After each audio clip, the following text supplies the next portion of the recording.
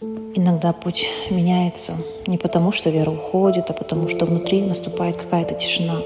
И ты чувствуешь, сейчас нужно по-другому. Я носила хиджаб ровно 4 года. Это был осознанный светлый этап. Я жила им. И мы с мужем были на Умре 4 раза. Каждый раз летали туда, чтобы наполниться, чтобы стать ближе, чтобы напомнить себе, ради чего это все. Я делала все, что могла. Искала, читала, старалась быть в этом полностью. Но со временем пришла какая-то усталость. И после родов я будто заново родилась сама. Все стало тоньше, глубже. Я поняла, что сейчас мне хочется немного тишины. Хочется просто быть собой без платка, но с тем же сердцем. Моя вера никуда не делась. Мой путь не им покажет. Но я верю, что Аллах видит мое сердце, а не форму. Я ни в коем случае не оправдываюсь и не ищу одобрения.